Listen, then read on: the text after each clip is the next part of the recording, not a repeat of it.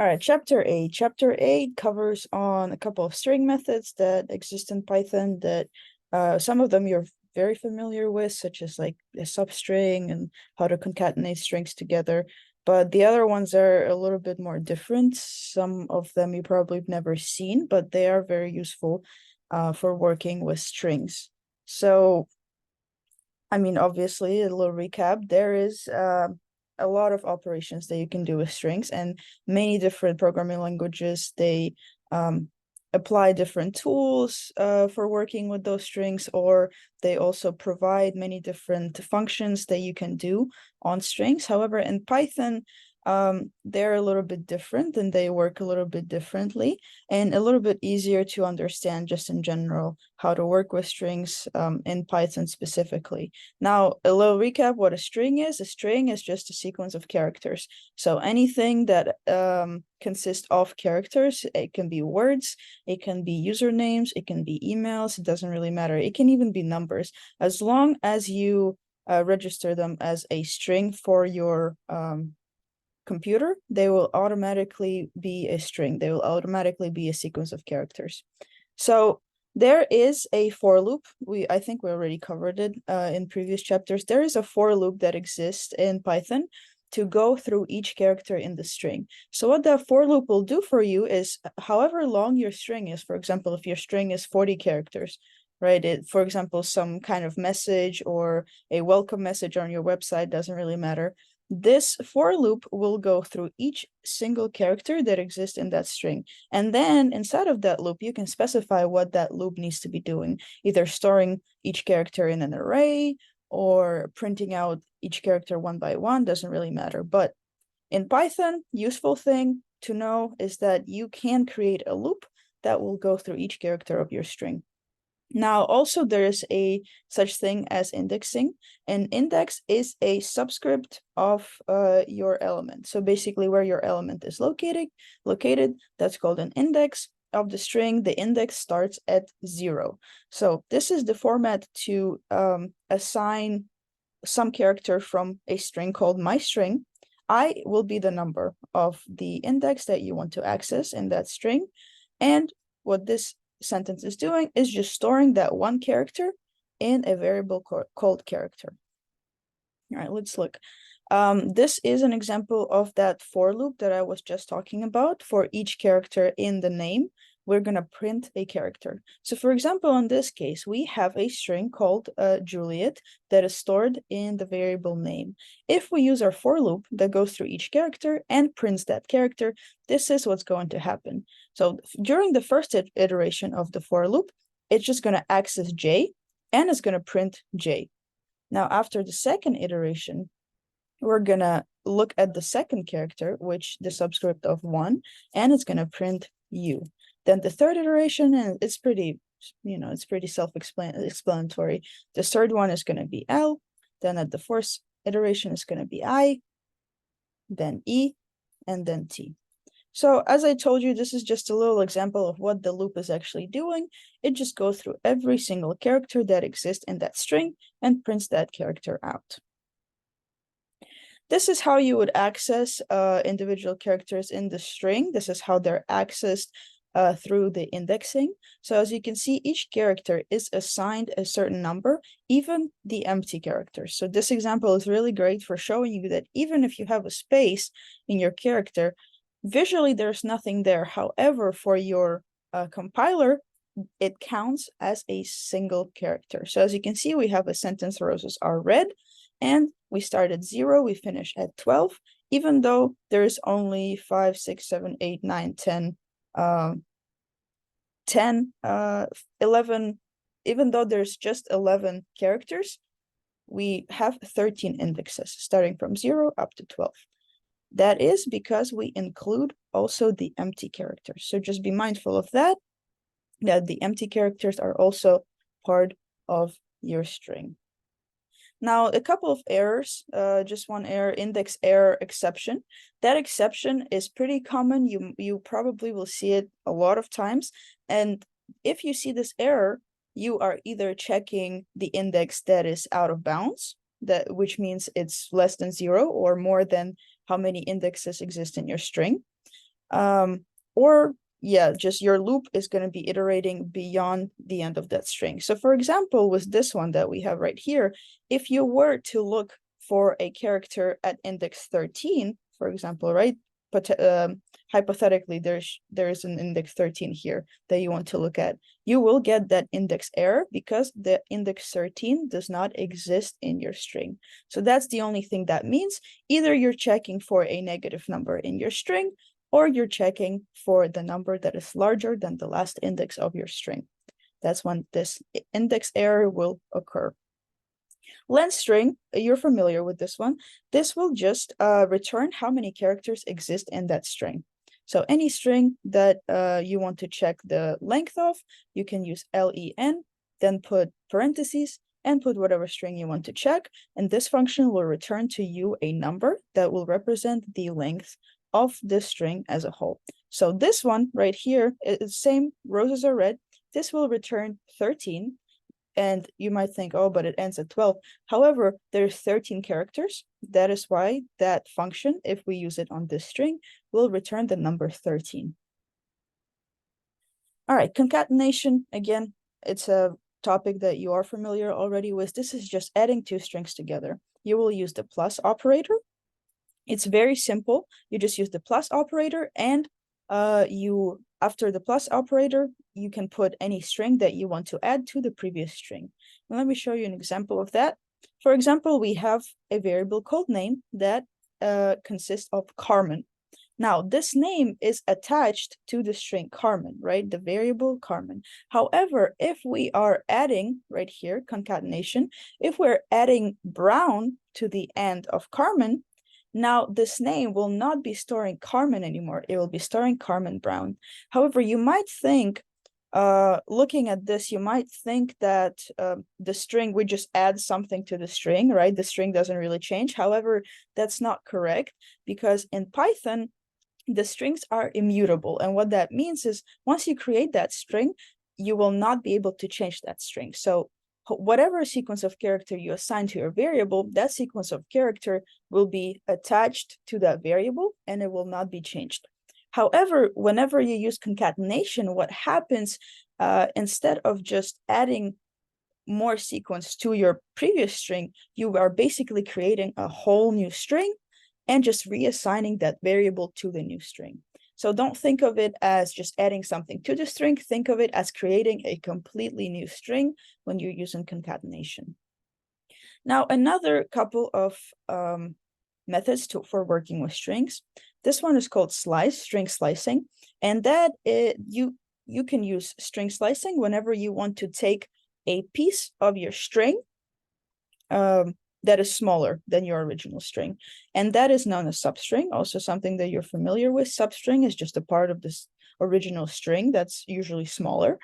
And this is the format for slicing your string, basically. So you will use whatever string you want to slice, then you will put the square brackets, you will specify where that substring needs to start, then you will put a colon and where that substring needs to end. If you do not specify the start location, the 0 is the basic value that's going to be used. So 0 is going to be used for your start index if you're not specifying the start. If you're not specifying the end, the full length of the string is going to be used for the index. So basically what that means is if you're not specifying the start, 0 is going to be the location by default. If you're not specifying the end, the last character of the string is going to be the default location for the ending character. Let's see, testing and searching strings. You can also use the operator in, another very useful function in Python. And that operator will let us know if string 1 is a part of string 2. So this is maybe for checking passwords. This is a useful feature, or checking if the user entered the right password for you, or if the user entered the right name, etc., etc., etc. So just for checking if string 1 exists in string 2. You can also use not in. So to use not in, you just add not right here in front of in, and that will check if the string 1 is not a part of string 2. Now, this is how you would use string methods, and there's a lot of methods. I will show you the whole table of the methods that exist in Python. You don't really need to memorize all of them. You just have to be aware that those exist, and it's a way to check for certain things.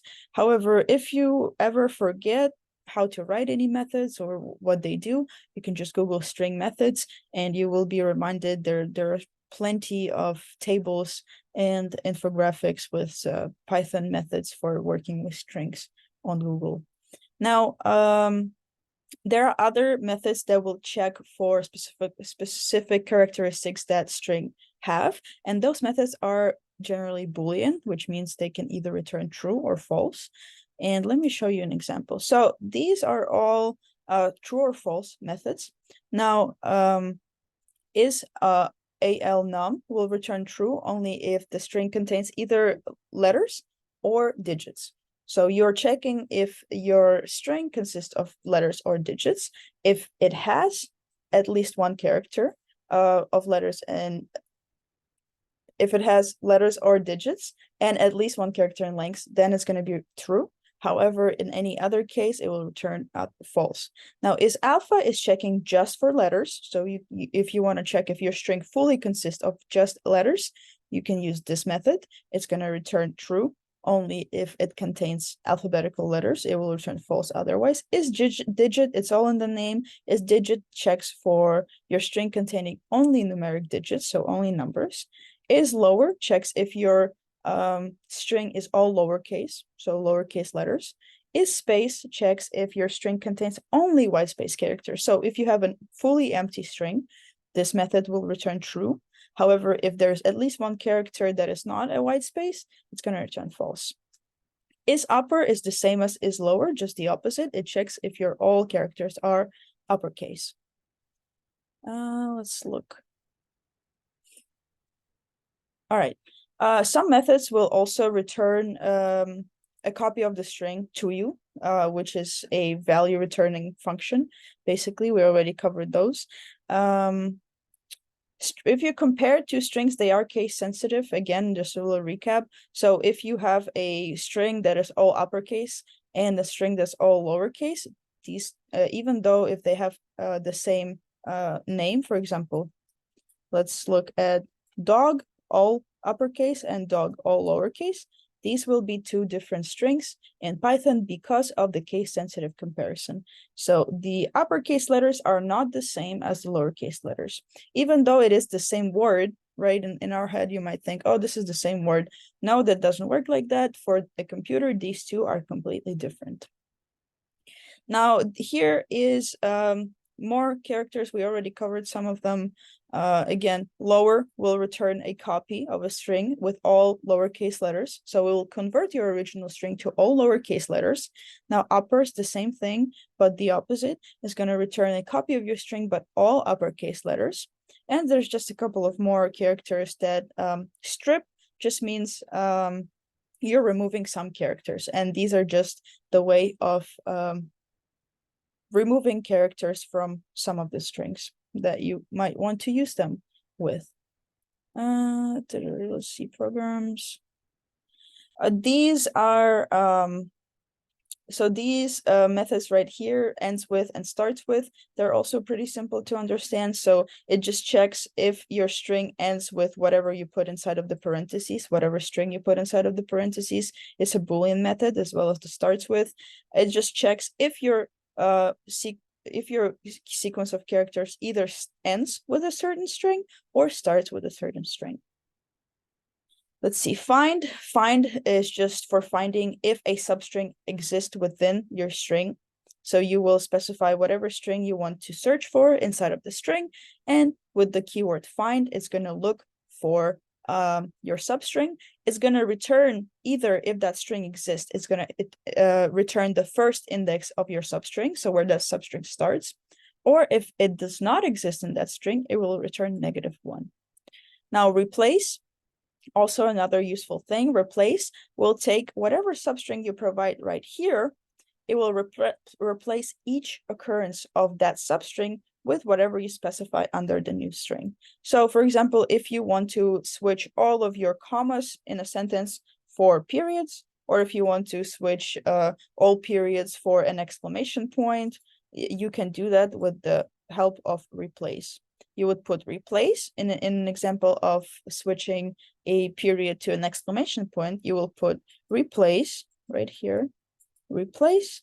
Then you would put your character that you want to replace. In our case is period. Then you would put a comma, and you would specify which character you want to replace it with, like this. So with this case, any string is going to be that has dots will be replaced with the exclamation point. See, here's the example of those methods that we just looked for, and a little description if you want to look at it later. Again, ends with, find, replace, starts with. We just covered all of them. Repetition operator. So another thing that might be useful but important for you to know.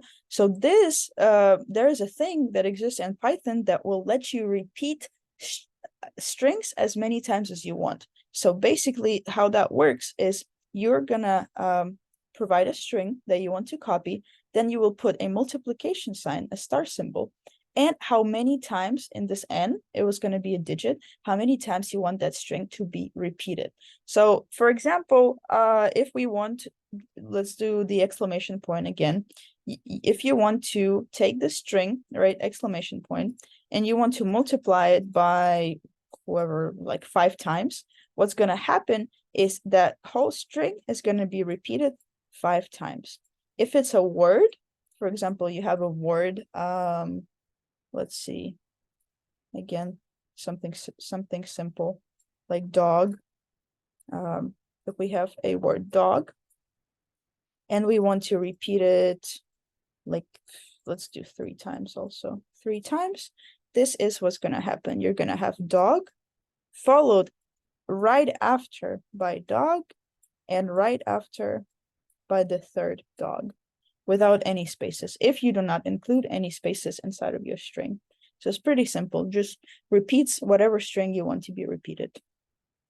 Now, split method will return a list, and that list will contain the words in your string. So if your string is separated, the words are separated by some sort of separator, which can be a space, which can be a comma, can be a colon, doesn't really matter. As long as that string is separated by some sort of separator, you can use the split method and it will return to you a list of the words. Now let's look at this example right here. The default separator is the white space. As you can see here, white space, white space, white space. We have a string of 1, 2, 3, 4, and we want to split that string and store that list in the variable called world_list. Now that variable world_list will have 1, 2, 3, 4.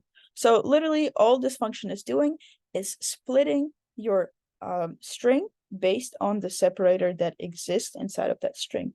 As you can see here, we have 1, 2, 3, 4, 5, and we want to split that string based on the slash. What's going to happen is we're going to have a list of numbers stored in the variable called number list of 1, 2, 3, 4, 5. So all you do, you just split your string and you specify how you want that string to be split. If you do not specify, the white space character is the default, and you can specify, and you're going to split your string into a list of words or numbers. Now, sometimes your string will contain substrings that are separated by, let's see, one sec, by a special character. So for example, we have here peach, raspberry, strawberry, vanilla. All of those are separated by a space, and that is the default one whenever we use split. That is the default separator. And we want, for example, we want to separate all of these words, right? Like we need peach, strawberry, raspberry, strawberry, vanilla, 1 by 1. So 1 by 1, these words will be a term called a token, and the separating character that's between them is called a delimiter. So these are just 2 terms that you should be familiar with. So tokens each element of your string, each word of your string is a token, and each separator is a delimiter. Now let's look at this one. Our tokens would be the actual numbers. So 17, 92, 81, 12, 46, and 5 are our tokens. And the delimiter would be the semicolon character. So, and in this example, the peach, raspberry, strawberry, and vanilla are our tokens, and the delimiter will be the white space character. Tokenizing, another term, just really quick, tokenizing is breaking a string into tokens, basically nothing too complicated. You can extract those tokens and store them as individual items, which means that you can store those tokens in a variable, basically. And as we already covered, the split method is the way to tokenize your string. Another example of how it would actually look in your code, we have a string that consists of peach, raspberry, strawberry, vanilla separated by a space. If we use that str.split method on it, we will have our tokens, peach, raspberry, strawberry, and vanilla separated in a list or in an array, whatever you want to call it. Now, this one is a little bit different. We have my address and we have a name of a website, www.example.com. Now, if we want to split that address by a period, for example, in this case, now our tokens would be the www, example, and com. So the dot will be omitted. We will not look at it. However, we will separate our string based on the dot locations. So this was it for today. Let me stop sharing. Let me stop recording.